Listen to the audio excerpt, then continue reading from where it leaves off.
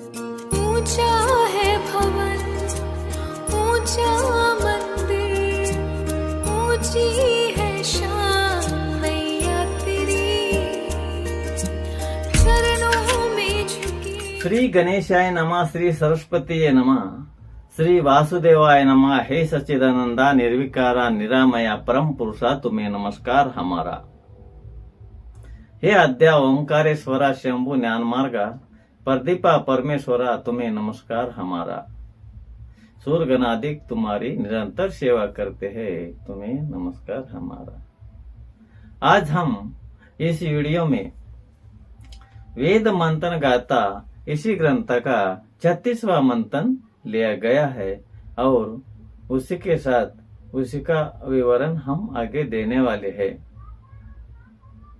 इसी वीडियो में कुछ भी चुकबुल होने पर मुझे वीडियो देखने वाले सभी मुझे क्षमा कीजिए और जिसको भी ये मंथन होना है मैं इसी वीडियो के डिस्क्रिप्शन बॉक्स में लिखने वाला हूँ।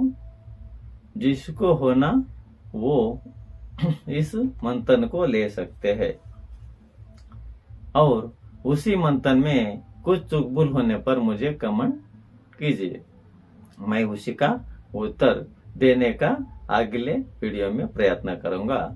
प्रणाम। मंथन ऐसा है, वीर वृत्ति से युद्ध आरंभ करो अर्जुन तुम मेरे भाई, स्वधर्म का झंडा लहराओ, ज्ञानी पुरुष जो देह धारण करके ही देह को देह कर्मों से वो अलग ही रहता है। अपने देह से जो कर्म घड़ते उसी को ही सिर्फ साक्षी रूप से वो देखता है। इंद्रियों के तुम लोभी बनकर विषय सेवन से प्रत्यक्ष सुख प्राप्ति उसमें सुख नहीं ऐसे हम कह नहीं सकते, परंतु ये सब ब्रह्म ही है। अर्जुना, चोर गांव के बाहर जाने तक मीठे मीठे हमें बातें सुनाता है, गांव पार होते ही गले में फांसा लगाते भक्त भगवत कहे ये सब विषय का सहवास होता है।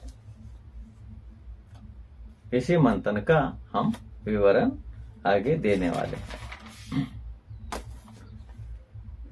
इस वेद मंथन गाथा के 36वें मंथन में भक्त भगवत अर्जुन के वीर वृत्ति के बारे में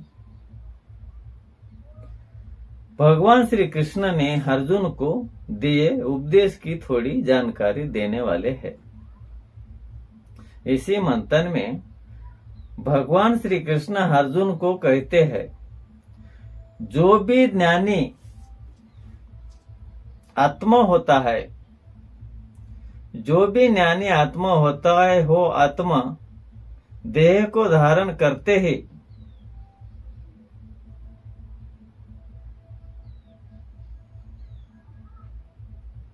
देह के कर्मों के बंदी होकर नहीं रहता है। कभी भी ज्ञानी जीवात्मा देह धारण करके होकर भी देह के कर्मों के बंदी कदापि नहीं होकर रहता है। वो यानी आत्मा देह कर्मों के बंदी नहीं रहता। इसका कारण ऐसा होता है कि अपने ही देह से होने वाले कर्मों को सिर्फ वो साक्षी बनकर साक्षी रूप से वो देखता है। अपने देह कर्मों को ही साक्षी रूप से वो ज्ञानात्मा देखता है।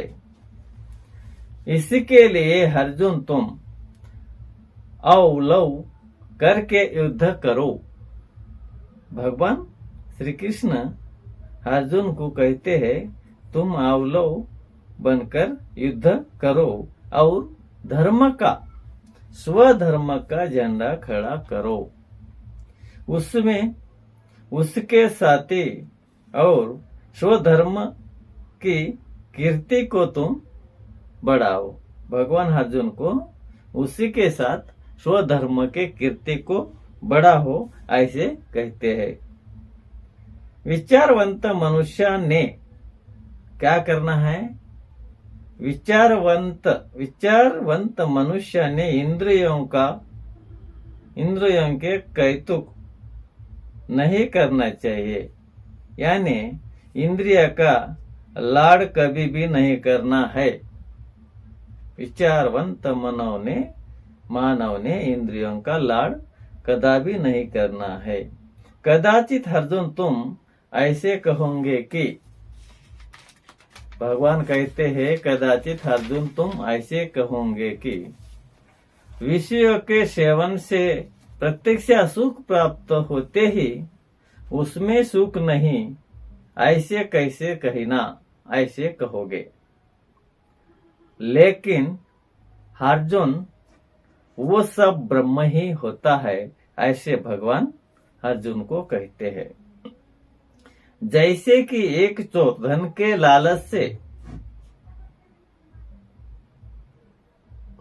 लालच से कहता है कि मनुष्य के पास पैसे देखते ही चोर उसे मिलते ही वो गांव की सीमा पार होने तक उस मनुष्य को मीठी मीठी बातें सुनवाता है, और आगे घोर अरण्य जंगल आने के बाद उस मनुष्य के गले में फांसा लगाकर प्राण लेता है, यानी उसी मनुष्य को जान से मारता है। मनुष्य के जान से मारता, वैसा ही ये विषयों का सहवास होता है। विषय से लालच, यानी विषयों को हम बहुत लालच के कारण मनुष्य कुछ भी कर सकता है, अनेक लोगों की जान तक मार सकता है, ऐसी लालच होती है मनुष्य की। और आगे दूसरे का धर्म कितना ही अच्छा हो या अच्छा होने से भी अपना उसे आचरण नहीं करना चाहिए। अपन क्या करना है? दूसरे का धर्म यानी मत कितना भी अच्छा हो, लेकिन हम उसी का आचरण नहीं करना चाहिए। सिर्फ अपना नित्य नियमित कर्म को ही हम करते रहना है। हमारे इस मानव जीवन में हम सिर्फ अपने नियमित कर्मों को ही करना चाहिए। लोगों के बड़े बड़े मकानों देखकर हम अपने झोपड़ी को कभी भी, घास के झोपड़ी को कभी भी नहीं तोड़ना चाहिए, कभी भी नहीं तोड़ना है।